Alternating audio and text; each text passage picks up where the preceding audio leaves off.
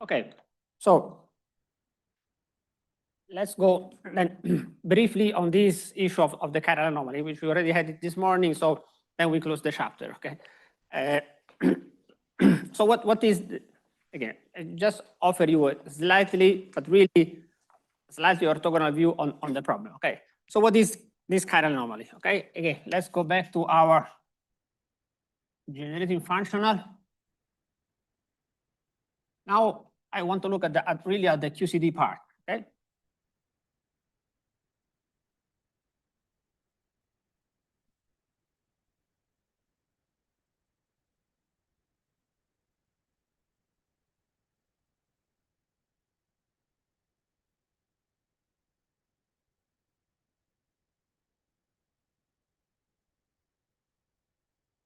What happens is that it's really a problem. Okay, Okay, it's a feature of the standard model, and if you want of QCD, that so here, for instance, there is this current L, which I put there. This current, the way we have inserted, it looked like at the classical level, the Lagrangian would be invariant under this transformation.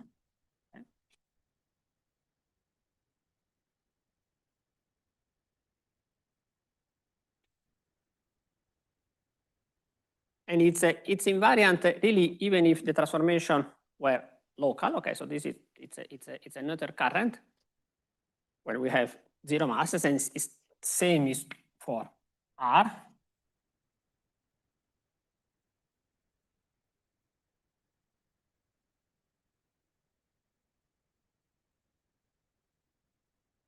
So again, if you just take the QCD Lagrangian, do this transformation, then you see, and the transformation on the current, the transformation on the quark, everything seems to be invariant, even for local transformation, okay?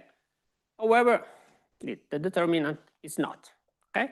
And as a matter of fact, it's not when you do a chiral transformation, okay? And the chiral transformation, it's a specific one, okay? Let me put it like this. It's the chiral transformation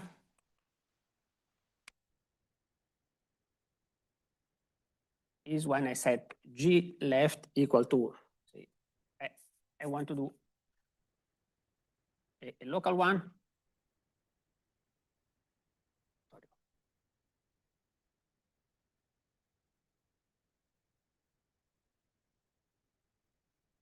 And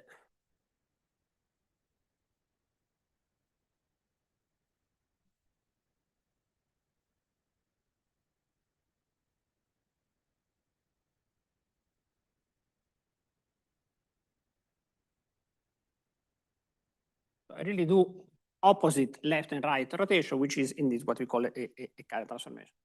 So again, what one can prove really just again using QCD, okay, nothing. You have this transformation, and then the anomaly can be written this way, that let me call d beta, okay, the change, okay, of the functional when we do this shift, okay? Again, this is something that you have to compute, and what you get is this result. Trace of, so it's linear in beta, and then you have an object we call omega x. This omega x is just the number of color divided by 16 pi square. Epsilon mu sigma.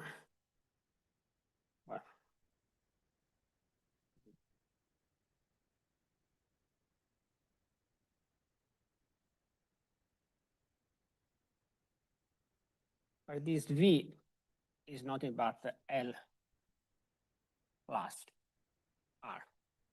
And there are other terms, okay? And this is, so it's a, is a violation of the word identity. That is, so here we have a transformation. Again, let me stress, we have a transformation. I'm doing it local, okay? But even if it would be global, still this would be non-zero.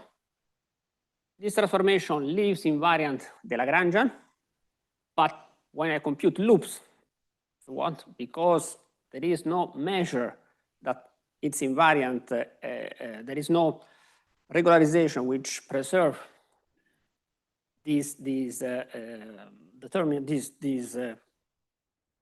measure in a current invariant way, I get an invariant result, which is amount exactly to the calculation of this equation that you already seen in the previous lecture. So actually this is what, and this is, if you want, is my beta, okay? So this is something that you compute in QCD, okay? It's nothing to do with pions, anything. It's just which is okay. Is related to the yeah. Let me still call it beta. It's just this fact that is the part of the transformation which is related to this axial current. Okay. So this is something you compute this diagram, okay, in QCD. And now we have to be careful here. This V for me are these external sources, okay, which I put here. So this V is L plus R, which means that, yeah, this can be anything. For instance, can be 2 photons, but can be anything else, okay? And here this beta is a generic transformation of this chiral transformation, which have flavor structure, okay? So here in 3×3 flavor. Okay, so there are two sides of the problem. Here, when this beta, if you want, has index ij, okay, because of flavor. Generically, and therefore here, they have to match the index.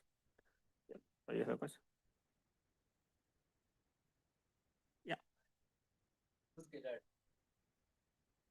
Yes, but that is completely irrelevant for that purpose. This is why I don't discuss it. So really, the only thing that matters here are the vector currents, so the left and the right, but those which have a Lorentz index, okay? Yeah, so you basically generate if you want, an anomalous coupling between these external current, okay, which is not there in your original Lagrangian. And this indeed would be a problem if you want to gauge this, but if you don't want to gauge this V, it's not a problem, okay? This is why indeed, as you probably know on all the books, if I really want to promote this, some of these to be a full gauge theory, I have to be sure that this cancels, okay? For instance, this is why I say this is generic, okay? And here, at this level, I'm only putting quarks, okay? And if I only put quarks, you get this result here, okay? That is what you get. For instance, in the standard model, when you put not only quarks, but also leptons, and then you look at the transformation, which are those related only to SU2 left, they will cancel. Okay? That is why we can gauge the theory. Well, this generic G, this generic flavor left and right current, we cannot gauge them, okay? Because the gauging will be broken. Okay? They are not gauged. Still, even they are not gauged, but there are these, you want extra interaction term, if you want this result here that is non-trivial, again, is a property of QCD, and that we don't have in our chiral Lagrangian, because we built it to be completely invariant. So our Lagrangian was built such that when this transformation, the Lagrangian is completely invariant, okay? So that's why this Witten part of the functional is to add to our functional another term that now is written in terms of U, which does exactly, sorry, this was the beta on Z. That's these things, okay? ZQCD. So this d beta, okay, is nothing mysterious. It's just a differential operator that describes this transformation. Okay, so we know how L transforms. So for instance, L transform under this beta this way. So it will be, if I do an infinitesimal transformation, will be I beta commutator, okay, from this piece, get it? Plus here I will have plus I d mu, so here will be minus I d mu beta, right? So this is how L transform with infinitesimal beta. So this d beta means take your QCD functional, differentiate with respect to L, and put this term here. Okay? If the things would be invariant, you would expect to be 0. On the other hand, you get this. Okay, with this omega is this object here. Clear, at least conceptually. Now, then the question is how we can provide a realization in QCD. And again, as was shown before, it's in a sense conceptually easy because we know how our U will transform when I do this beta rotation, because we know that U transform as G right, U, G left dagger. Therefore, when I do my beta transformation, this will become, given the way I define it, this is U. So we know the action of this transformative character transformation on U. It's simple. It's just basically this is a shift in our pseudoscalar field, right? So what we have to do is, and what Wes, Zumino, and Witten have what they propose is to find a, okay, they have to solve this equation.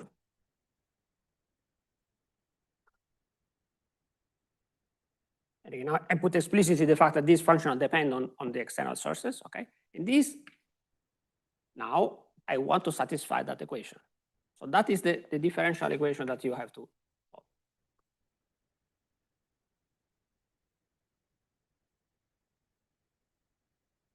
Again, this is an ingredient that comes from QCD. And maybe it was already discussed, if it's not, this object, you compute it from these triangular diagrams. Once you compute it, it's not normalized, it's finite, it's there, and it's not, I mean, it's unique. So it really is a property, is a geometric property of the theory, okay? It's a geometry because actually here you get v tilde, so which indeed is a total derivative that really, the total derivative, as you know, are boundary terms. You can get rid of them, okay, in terms of the value at the boundaries. So if the value of the boundary is 0, also if it is defined, if you want the boundary of the theory, okay, so are called topological terms.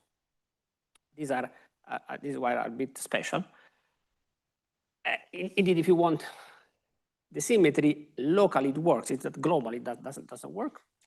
Okay, so basically this is give you your Wess-Zumino-Witten functional with, so it's in solving this equation, which is however non-trivial. I only give you the result with the boundary condition that when I put here 1, so when my background it's really the vacuum without any Goston boson, then I get 0. So they show how to solve this equation, and give rise to a structure which is complicated. You find it in the books, contains, I mean, you can write it only as an integral. You can't really write it as a Lagrangian. Okay, so this Z term. Actually, with the term that even can only be written in 5 dimensions, not in 4 dimensions, which, however, is really not relevant for any practical application. On the end, from that equation, you understand, for instance, how to compute pi 0. So from this equation, you understand immediately how to compute. So if your functional satisfy this, then you know that again, at least we will have the following structure, right? So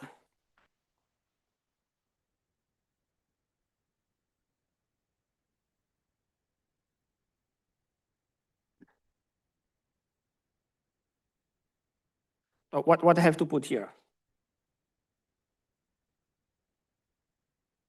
Well, I have to put here. So I know how U transform under beta. Okay, so if I have here, I have to put the part of U which shift and beta, which is nothing but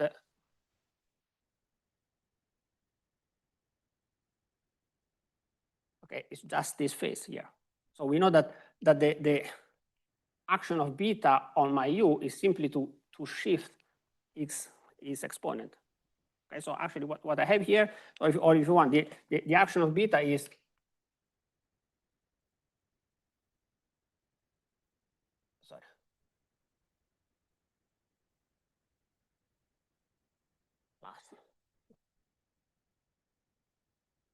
That is what you get.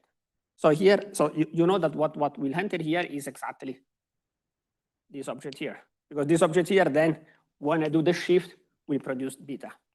And you get exactly the coefficient, the right coefficient. Okay, so what you get here is phi divided by square root of f. Because this term here, when I do my shift, will get exactly beta. You see the equation? So clearly, of course, there will be plus other stuff. So I'm simply term which contains more phi, which I don't care, or more derivatives. But this is really the one that this is really the one. Now this omega, we have seen it as NC divided by 16 pi square V tilde. Okay, when now I define V tilde epsilon mu nu alpha. Okay.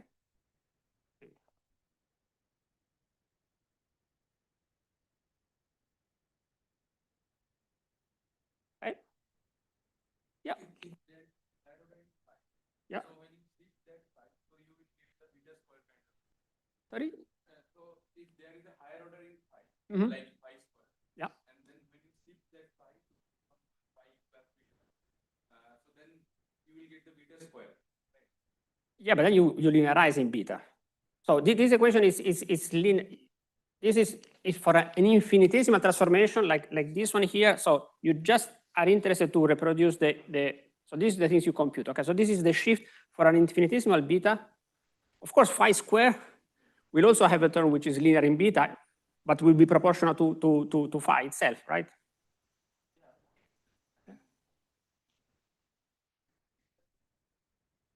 No, beta square is there, but I don't need to match it. So once you do this matching, that's it. So you just need to match the linear term. Yeah.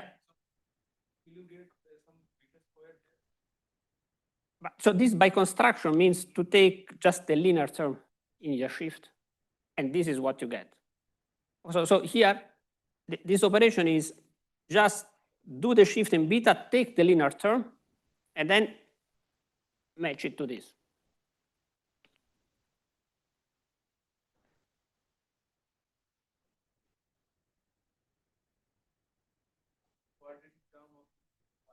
Yeah. Well, and again, here, okay, here I am.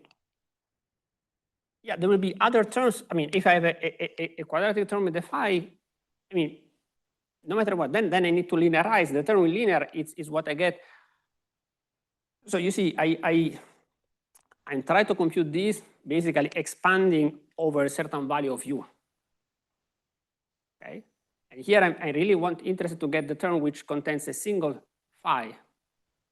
So then will be no matter what this will be multiplied by complicated things which will contain more pions. Okay, but no matter what at which value of u I am, okay, the shift of in beta will amount to shift whatever terms are in phi in this form here. And then I mean these other things will be relevant if you have more pion around, but that is not what you want to do. Okay, and okay, then we can discuss afterwards. So you see here then, and finally here, I can go to the specific case which I could be interested in, which is the case where this identified with E electric charge and F mu nu, which will be my electromagnetic field. So in this case, I get my action, my part of the action that contains an interaction between the Guston boson and the electromagnetic field. So this will be integral. Sorry, this is there is a trace and there is an. So you see.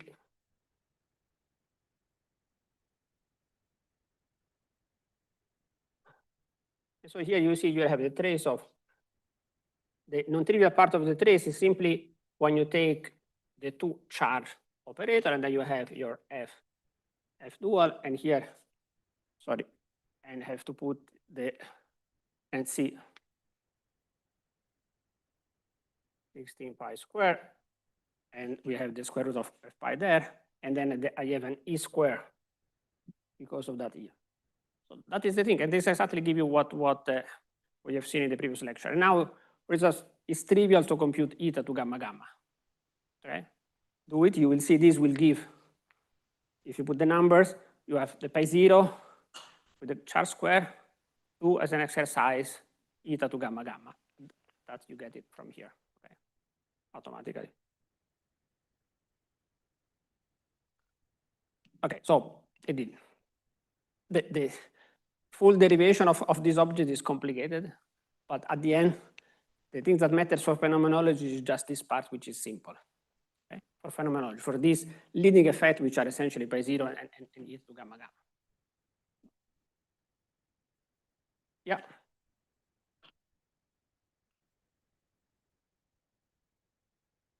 It's just the usual definition. So if this is V mu, then V mu will be D mu V mu minus plus or minus again. I think it's minus. This is generic. We always define it like this, right?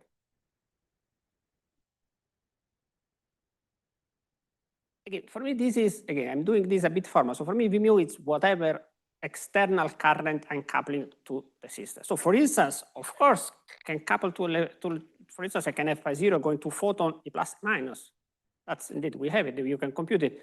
But actually, this case is trivial. It's just, it's the photon and then coupled to e plus and minus, right? But can also have, but you're right, I can also have a pure weak interaction type current. So for instance, I can have ion going to lepton neutrino via the anomaly. That's, we can have it. Okay, you have to see the charge if the charges match, but that's you have it. Can be anything provided finally this trace is non-zero. So you have to put the generator. So you see the trace here. This is the trace, and omega contains these two guys. These guys has generator. So I'm sloppy, so I don't write. These are all matrices in SU3 space. So you have to put the generators. But from this trace, you get all of them. So this is why it's powerful. It's and it's completely fixed. So you get them all at the same time. Okay. Yeah. Thanks for the question. If, for instance, I think there is the anomalous decay pi plus going to lepton neutrino and the photon. There is an anomalous contribution of that type. But to that decay, there is also a regular Bremsstrahlung contribution. Okay, so that is not easy to isolate. When pi 0 gamma gamma, this is the only contribution. Actually, it's the leading contribution. Okay, good. Now, finally, after all these formal things, I wanted to do a bit of pheno. So that was my plan. So to look a bit more to some specific process, so maybe from here. We started that, we continue next time. So now that we have this Lagrangian, we can compute things and see, for instance, the role of these energy coupling. This is why I wanted to leave them there. Although probably we will not finish this, we will probably not finish this today, but we'll continue tomorrow. For instance, some application of one loop calculation.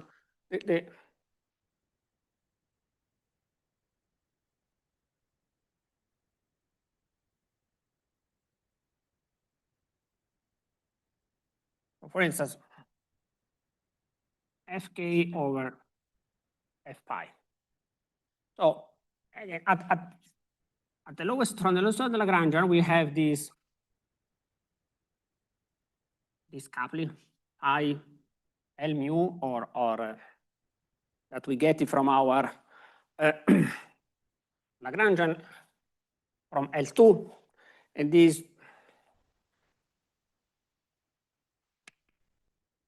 term we get it from right.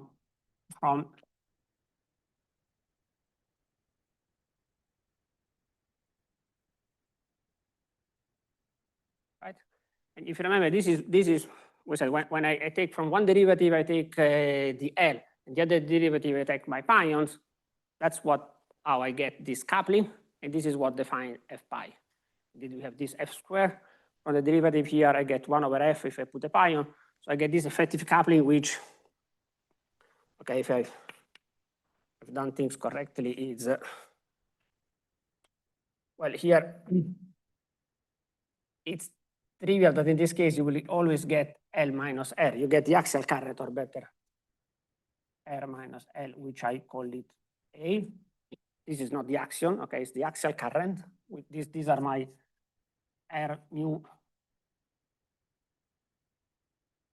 Similarly to this, I call it V mu, then I call the difference A mu, and then you get a term which is of this form. It'll give you, okay, this F is the coupling. You see here we have all the mesons. We have pions, kaons. So at the lowest order, they are all the same. So the decay constant for the you remember, this is the matrix element of, we have seen it, it's in one-to-one corresponding to the matrix element of an hour pi. Okay. And this thing we said it's equal to F. Sorry. Mu. So this object here, the F is the same for all of them. Now, when we go to higher order, we have loops plus we have the counter term from the P to the 6, from the P to the 4 of Lagrangian. Well, here we go. Now, this is a relatively easy calculation. I'll just give you the result. Okay, so in this case, clearly, since here there are masses, okay, here we will have, remember there was this L term with the L4 and L5, which have dependence on the masses and the derivative. So here, this will also give a difference. So then you get a shift between Fk and F pi. And again, you do the calculation. Let me just give you the result in the limit. I set m pi to 0. I only keep, if you want, I set mu and d to 0. I keep the strange mass. And what we get is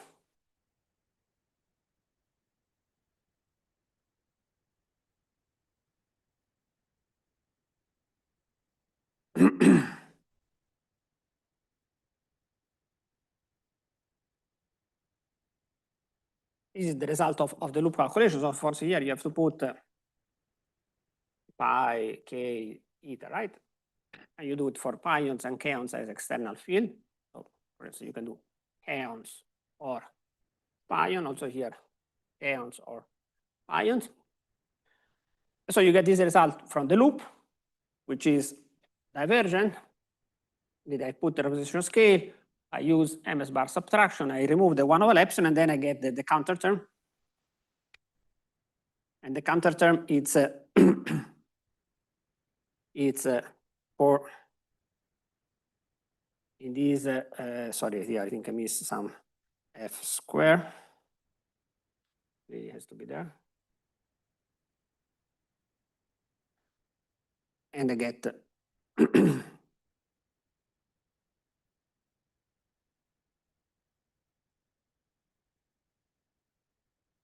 and now this is finite. Okay, this is finite. Indeed, if you put the gamma E that are there, should work, hopefully. And and I think so it's interesting to discuss the size of these things. I mean, given the value there, so actually this, you know, experimentally quite well. You measure these things from kaon decays or pion decays, and it's 1.22 with small error, which is, first of all, it's good to see. It's not, so the leading order result would be, so here, so I should have put a 1.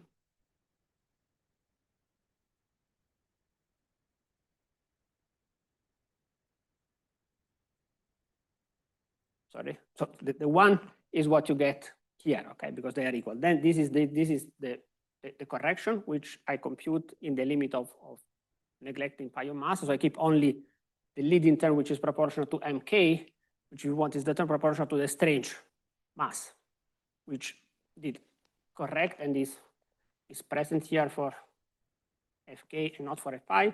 Actually, the calculation of the local term is really easy. Do it again as an exercise. Okay. It's just trivial trace, okay, when you put this operator which has the strange mass and you get this result.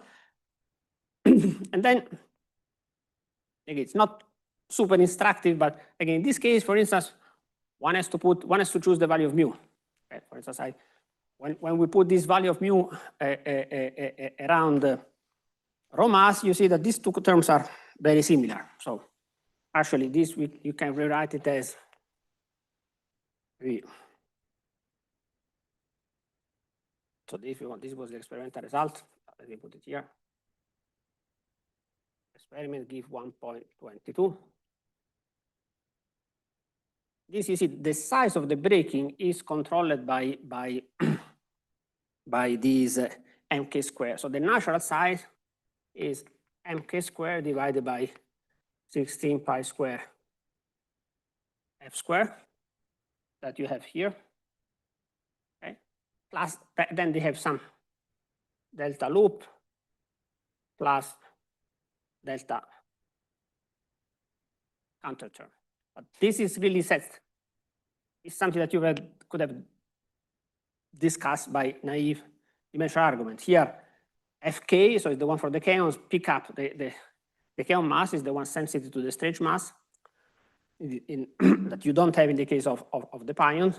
And this by itself is 0.18. So you see, it's not that far.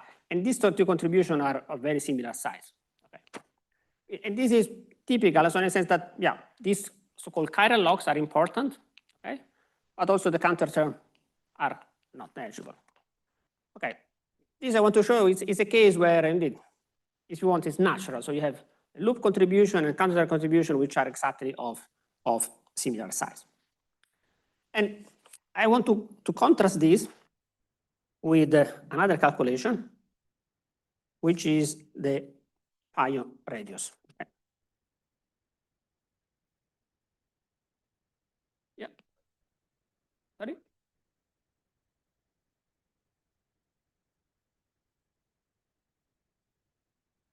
Sorry? Okay. Yeah.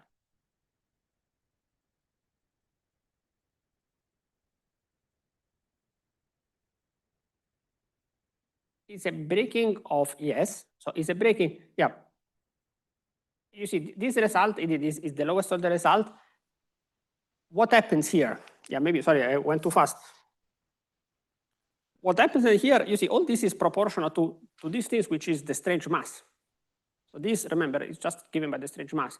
So it's the strange mass that we put as spurion of our symmetry that break this relation. But it enters only at the one loop level, or if you want a higher order, because I have to build, remember the form of, maybe let's look at this, which is instructive, the form of the operator, which is relevant here.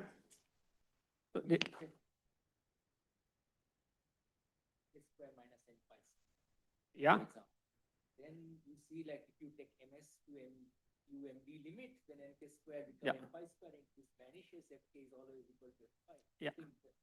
That's what, no, it's a good point. Yeah, sorry, I put pi to 0 because then there is also the mass of the eta. You have to do a little bit of algebra, but you are absolutely right. So this is a break, this is a breaking of SU3 vectorial already, right? It's a breaking of SU3 vectorial or SU3 of Gell-Mann given by the strange mass. Indeed, if the strange down mass were all the same, I will get 0.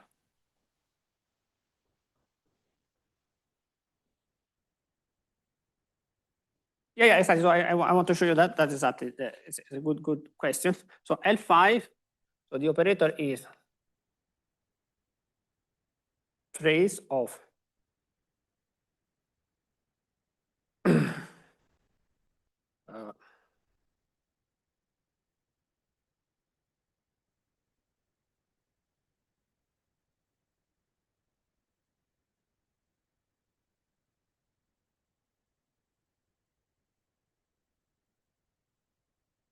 Okay, that is operator. This is the L5, so this is the form of the operator.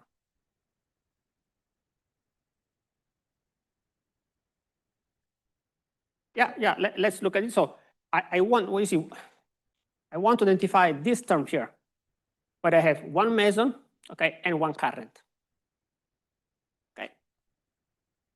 Remember, d mu u is d mu u.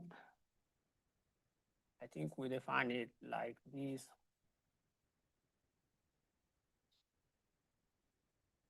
Right, while d mu u dagger is the dagger of this, so it will be plus I u dagger r mu. The current are Hermitian, okay? Minus I minus u dagger. Yeah, so the right is on the right on u, while is on the left on u dagger, right? Because remember transformation property, u goes into g right, u g left dagger. Now, for instance, this term, when I set u equal to 1, what I get is minus I plus I L mu, which is minus I, what I call A mu. It's just the axial current. And this will be clearly plus I A mu, right? Because it's just Hermitian. On the other hand, remember d mu u, sorry, u is equal to e square root of 2 pi divided by f. So when I expand it, I get 1 plus I square root of plus other stuff. So now in this operator, clearly I need to pick up, this can give me either that, okay, or that, and in both cases, so if you want, this will give me, this time will give me I square root of 2 f d mu. But when there is a derivative, of course, the one drops, I just have the derivative of phi. And then there is, this is the u, which is minus I A mu, right? This is I get it from that, and then I get just the Hermitian conjugate, okay? So I basically have the square of this term there. So the term I'm interested in is just, so basically this thing here, I can write it as this modulus square, right? Plus, of course, there is much more, but I don't care because I need terms which contains at least one of this and one of that. So here I get the simply 2 square root of 2 divided by f d mu f m mu. So that is the thing I'm interested in. Okay? So there is a derivative of the field, A mu, and now there is this other term, okay, which I should not forget. Here, clearly, I'm interested only in the part which contains this, so here I can set u to 1, because I don't want more pions, okay? So finally, I will get from my L5 times the trace of, so these two then becomes equal.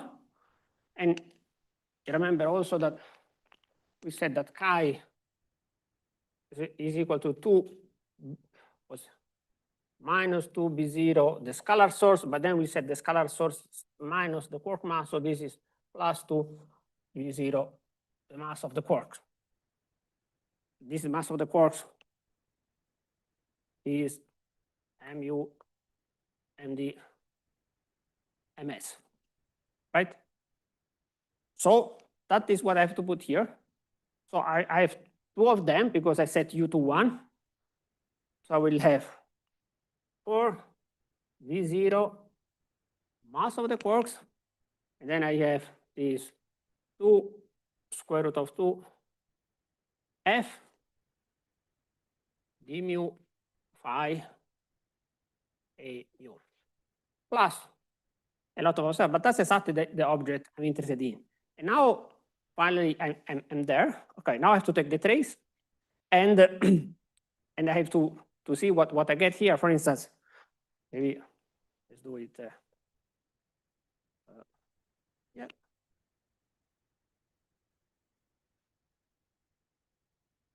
Exactly. You see, this is, again, maybe just to open a parenthesis. So the power of this technique with the spurion is that I keep track of all the breaking term in a systematic way, because first I define the transformation property of my breaking term, chi. So I define how chi transform, because I know how it is there in my original Lagrangian. Or even if I don't know, I mean, I define how it transforms. Or it's not a generic breaking, it's a breaking which has a well-defined transformation property. So I want to couple only in a space. So I need to know how chi transform. When I know how it transforms, then I know how we couple to all the rest of the theory, because the spurion technique is telling me that actually if this were invariant, okay, the function should remain invariant. So I deduce the transformation property in that way.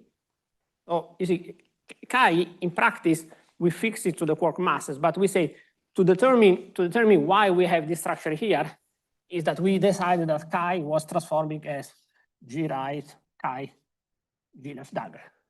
This is a fictitious transformation property that we chose such that we can keep track of it. Sorry?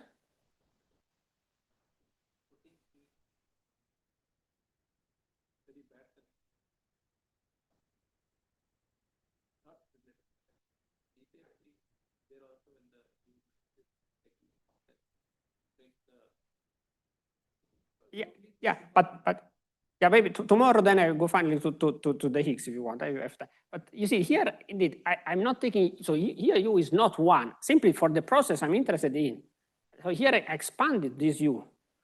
So this U, it's, so everything here needs to be, so this U is 1 plus, there are infinite pi.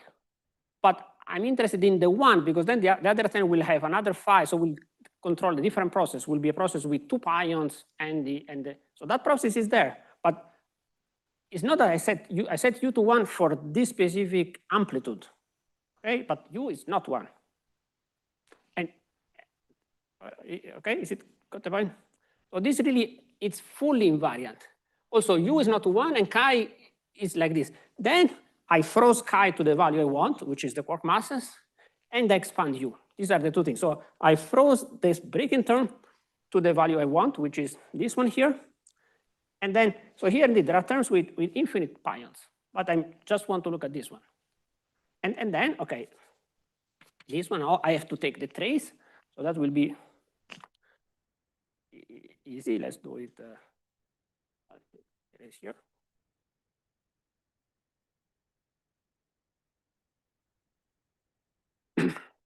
Oh, okay, there are trivial number.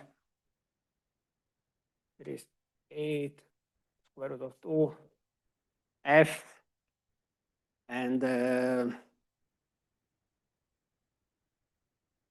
L5. Yeah. And then you have to take this.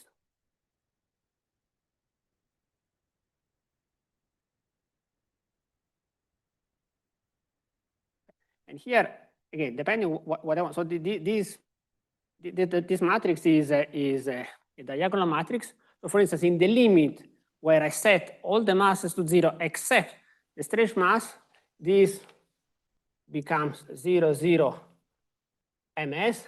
And so this becomes, in that limit, this becomes L5, and then I will have d mu phi a mu element 3, 3, okay, because of the trace. So then I will have 3, 1, 1, 3, which is k plus. So for instance, I will have d mu phi 3, 1, a mu 1, 3, or d mu phi 3, 2, a mu 2, 3.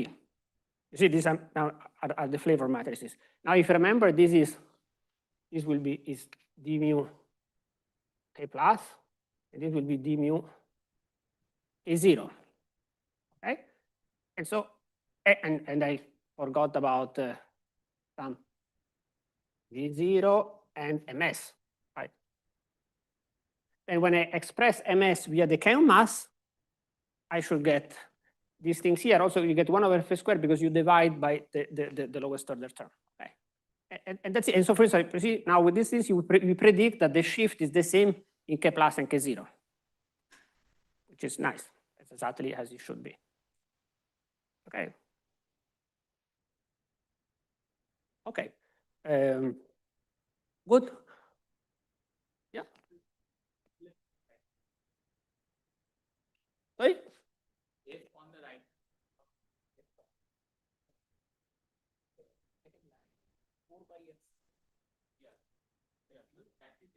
Yeah, good question. So do you see here I wrote F because at the lowest order they are the same.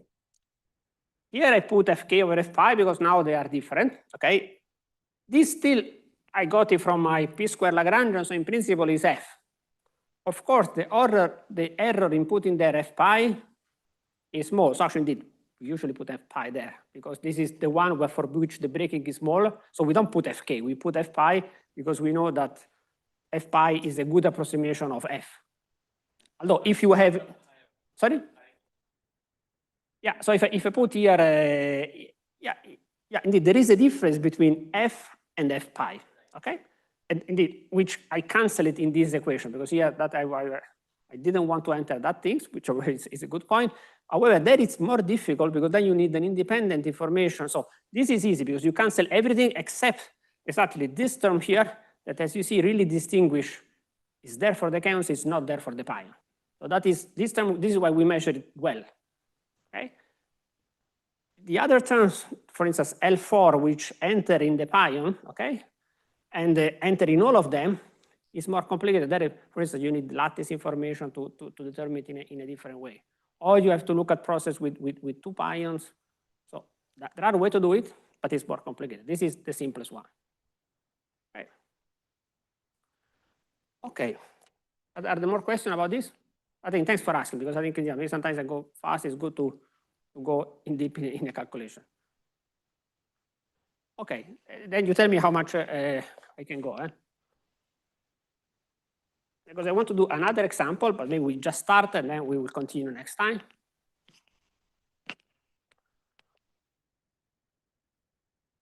Which is the pion form factor.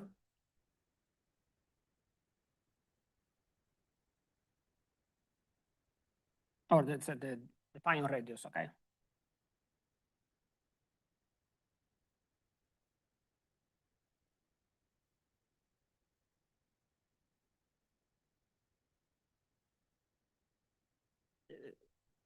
What I'm interested in is to compute this amplitude where I have the pi plus interacting with the photon. Okay. So that is, this is something that you can define in general. Probably, again, usually in QFT, your basic course, you see the electron form factor, and then, but we can do exactly the same thing for in KPT with the pion. And the lowest order result, okay, that you get from L2, you do your usual business, you expand L2 to second order. So now you want to pick up something which has a vector current. So now will be our V mu, okay? And the 2 pions. Oh, sorry. 2 pions, they don't change charge. Okay? Not have momenta. And, and what you get is the amplitude, and IE is the electric charge.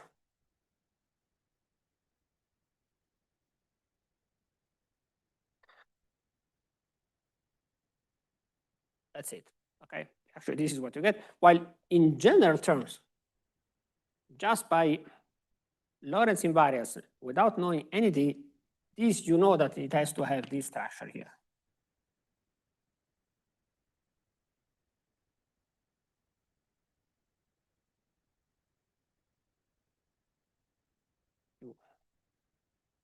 is the momentum.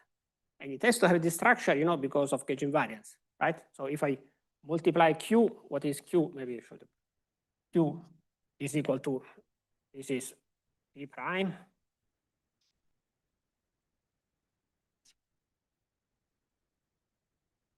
Okay.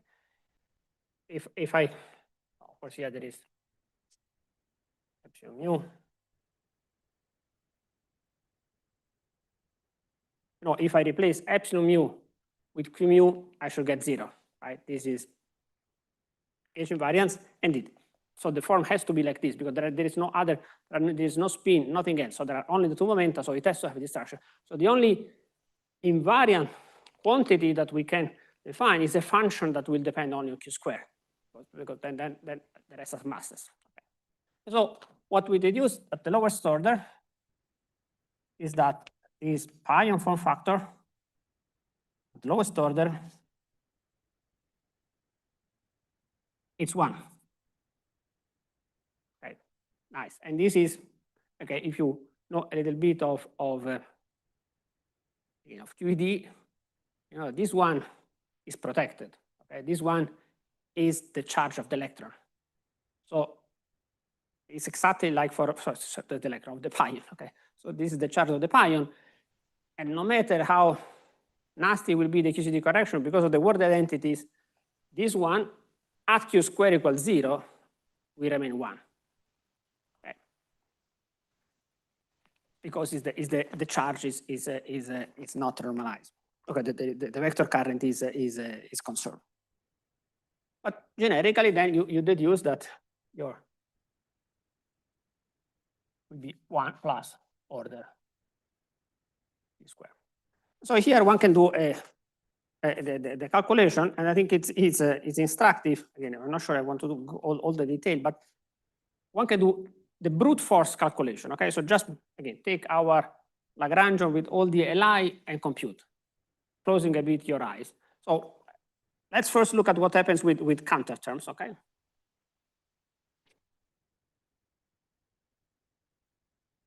Okay. If you do this calculation, you will get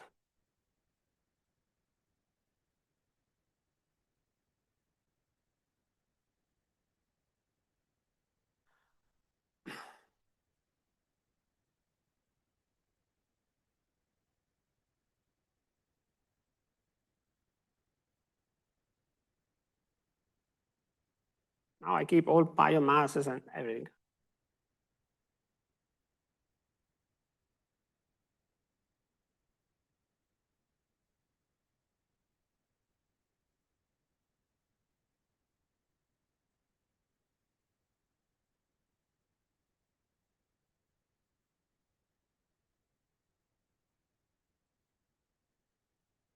That's what you get from the counter term. Okay, here I put the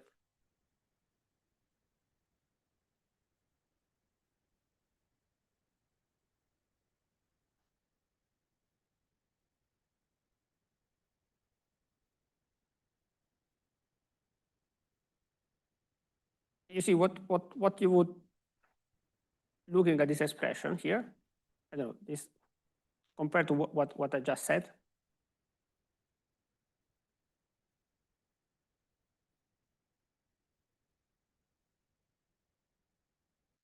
So you see this term here, they need to go away because they don't depend on Q square. So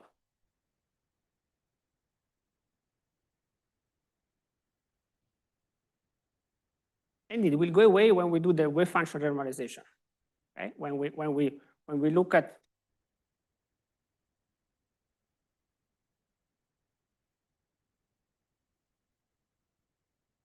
we have to look at this plus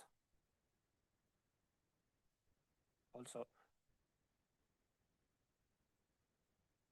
this term here. Indeed, these L4 and L5 can appear here. Okay. Indeed, they will go away. While L9 is good, L9 appear with Q square. Okay, because if you remember the structure of L9, which I forgot was maybe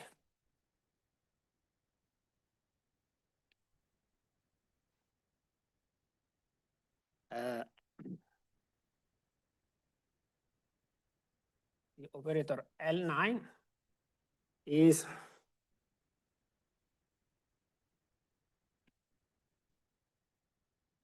the race of F mu right d mu u d mu u dagger plus F mu left. Yeah, here, sorry, maybe this notation, this I could have, this is R, sometimes I call it R mu nu, and sometimes I call it L mu nu. It's the same thing, okay? This is just external field.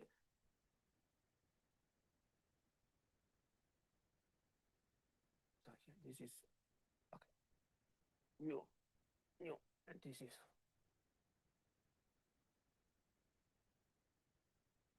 This is really an object that contains at least two pions because there is a derivative. So whenever there is a derivative on U, this is either a pion or a current. So here there are two pions and the external source. So this is really is exactly of match on this term here, and you don't have it on the external legs. So to make the long story short, then of course you also have to add loops, okay? And there are two types of loops. This one, okay?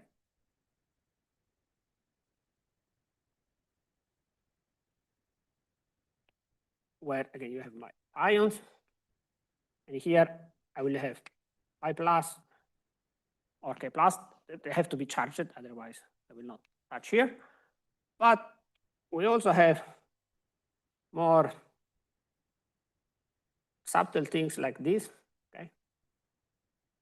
And here I have to put pi, A, and eta, all of them. So again, at the end is if you do it brute force, is a bit of a lengthy calculation because you have to compute these things, these things, these things, and these things. In practice, if you are a bit smart, what you say, this, you can throw it away, okay? We know that it will be cancelled by that, okay? And this is exactly what the word identity does. I mean, it's a normalization between the vertex and the external legs. This, you see immediately that will not give a Q squared dependence. So this also you can drop. And here you have to pick up of this amplitude only the part that will depend on Q squared, and the rest you drop. Okay. Still, this is some calculation, but it's much simpler. Okay. And again, this is using the power of word identities of gauge invariance.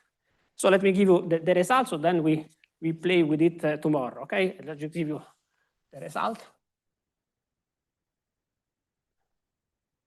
And so again, it's a bit of a lengthy calculation. Maybe at some point I will provide you the notes where you find all the detail of the calculation, which are well known. And what one does is to have this f pi. It's one. The one does an expansion in Q square. Okay. And historically, for reasons which probably you know, this is called the sorry.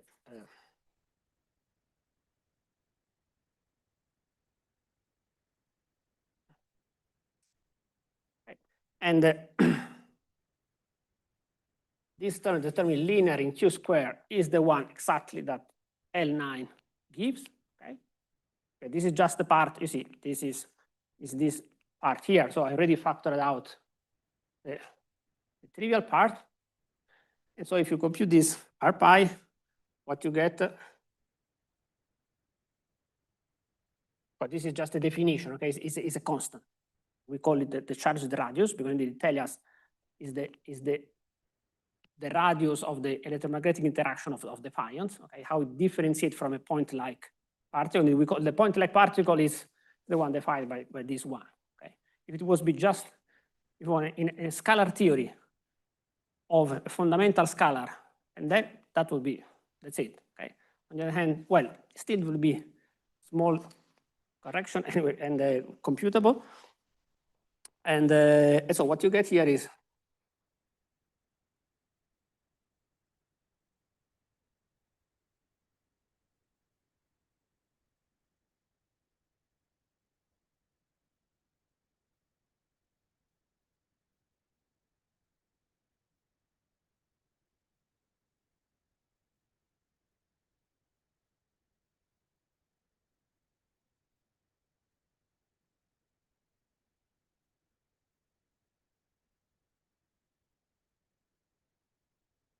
That's it. So that is the result. Of course, there is L9 depend on mu. The log are there. In the full calculation, also, you have all the p's which come with higher momenta are automatically finite because the counter term, you see, can only appear here with q square. So that will be eventually corrected by the p to the 6 Lagrangian. So this is why I think it's good to concentrate on this term here, which is the one where you see also the counter term appearing. And just to conclude, let's put in some numbers. So this is measured. Actually, this is roughly 10 GV minus 2, really pretty precise. So it's like 1 over. So this is a r pi. It's the inverse of a scale, right? So if you want, it's a scale. So it's the inverse of a mass square. And then this term here is essentially all of it. Okay, it's I don't know if I put the number, but this is, I think it's 9.6 or something, where this is very, very, very small, okay? Negligible. Okay. So it's completely dominated by this term here. And as probably most of you knows, this is really almost about 1 over the mass of the rho square. Okay. It's really amazingly close, okay? 1 over the mass of the rho square. Oh, sorry, with the 6. That's the way we define it like this, because actually this, it's really like, look like 1 plus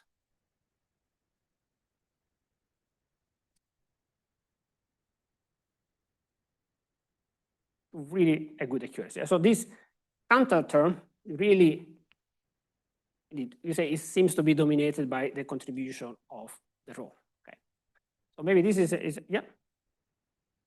Measure. Yeah. That. Measure your L9 or. No, that's exactly that. If you put in the number, that is what you should get. Yeah. What do I use? To terminal 9, you measure this r pi, right? So you measure the pion radius. So this you do in experiment, you measure this amplitude. So you do the scattering. Right? So this is physical. So this is a physical quantity that you measure. Thanks for the question. So this is measured, okay?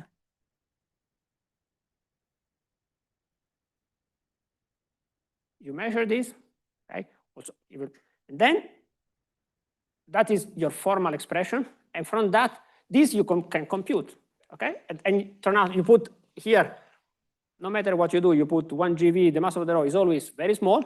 You see, very small coefficient. And so it has to be dominated by the counter. So this is why how you measure your counter term, okay?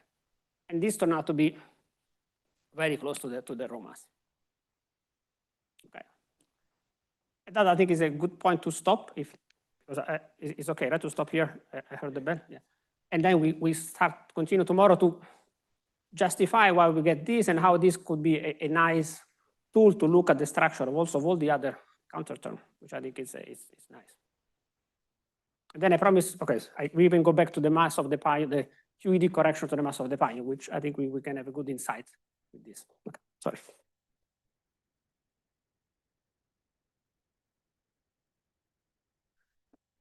Yeah.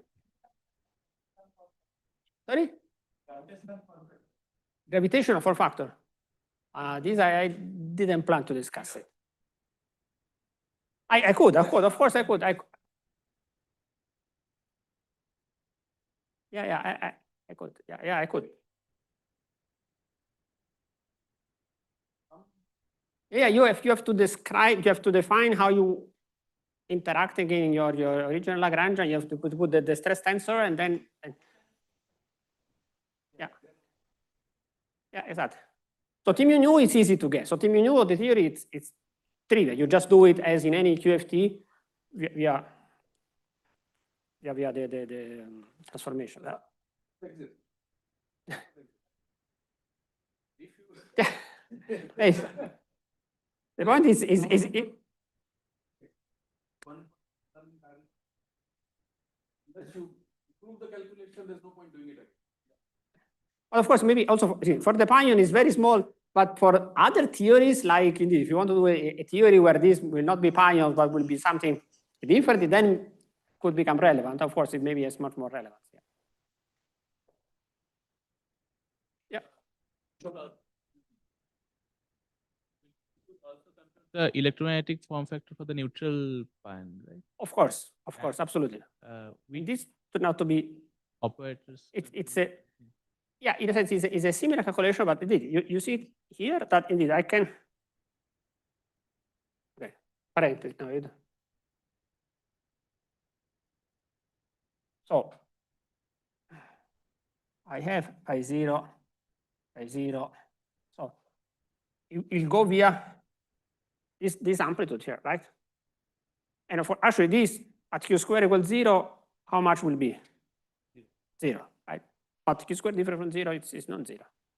So, and is it greater than or smaller than the charge radiation? Very small. Say almost. Not super small. It's much smaller because you don't have this term here. Okay. I don't know exactly the value. Maybe you know, but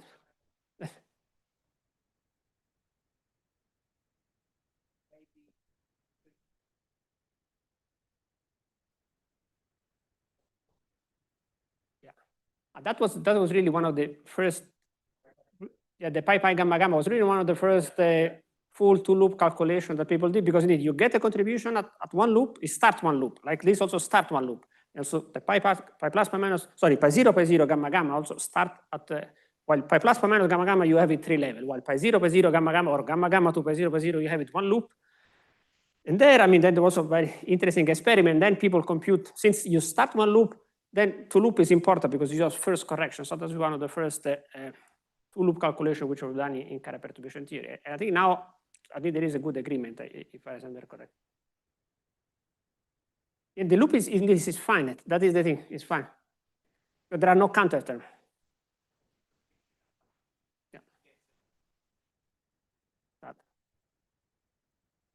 Yeah, indeed, there is a, also connected to what I was discussing before. So there are cases where there are counter terms with no divergent term, and also there are loop amplitude which are finite. So there are interesting examples. For instance, another very interesting example is the decay of the K short into 2 photon. It's another beautiful case where you have a K short that goes to 2 pi plus pi minus. Since you demonstrate that there is no counter term, this is finite, and it's a prediction, beautiful prediction with no parameter, and actually match well with data.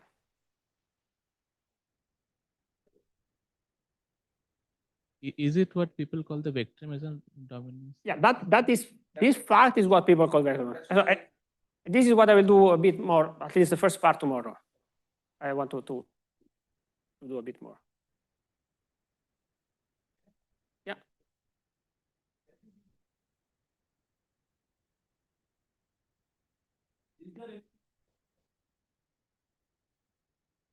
So, scalar form factor, of course, you have the scalar form factor. Yes. Actually, this is the form factor associated to this vector field. Okay. You can also do the same thing associated to what I call the scalar form factor, which is chi. I have not introduced any extra tensor, but I can do it, and then there will be also the tensor form factor. Actually, this is, I think, probably I did one of the first calculations where I really put in to determine that there is a new low energy constant when you put the tensor term, but nobody determines. So what, you need to find a way to determine that constant, but can be done. The formula it's powerful. You can do whatever form factor you want. In some cases, however, you see, the nice thing here is that just sticking only with the vector field and the scalar and pseudo-scalar, all of the low energy, the initial term are fixed, for instance, by f pi, by experiment, and or by the quark mass. So it's much more predictive. If you put other stuff, your initial low energy constant, you don't know where to get it. Maybe you have to put some rules or other ingredients.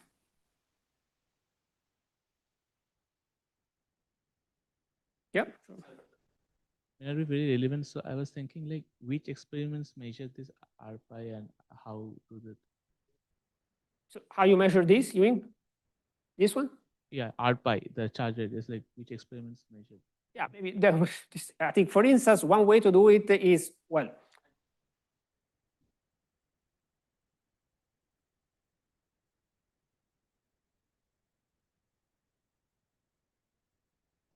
no, depending which region, for instance, you want to measure it in the time, you can do E plus C minus 2 pi plus or minus. That would be, okay, this is a way to measure it, but not at Q square equals 0, but at Q square equal to 4m pi square.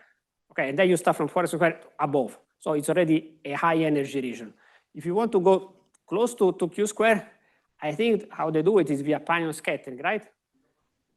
Yeah, or you do, you maybe do, you do it on the nucleon, but then you have to extrapolate the nucleon pole. So it's a tricky business.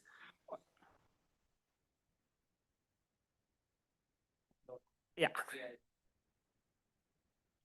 That's okay. And you see how how your pion get diffused by a Coulomb field. So if you have a Coulomb field, you have a pion beam. You see how this is diffused. Like it's a bit like scattering of pion of an electromagnetic field. So this is what really controls the scattering of pion on the electromagnetic field.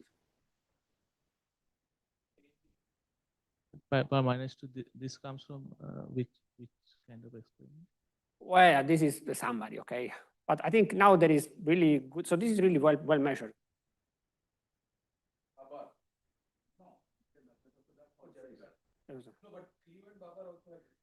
Yeah, but they are not at threshold. So they start from Q square 2m pi square, right? Yeah. That's 4m pi square. Sorry. But not from Babar and yeah. No, that. Yeah, but I think the low Q square data is indeed from just overlap from this scattering experiment.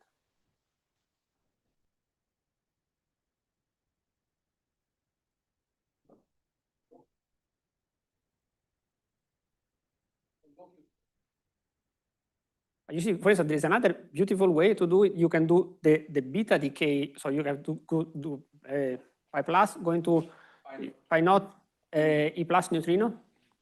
This is fantastic. And this is a PSI, so it's close to where I'm staying.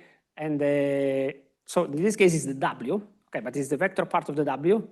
And given the mass difference, you can do it. Then it's proportional to VUD. So this is really close to Q square equals 0. Actually, there I think it's very difficult to measure Q square probably because it's so small. But so this I think the best information on the intermediate Q square before the threshold come from the Jefferson.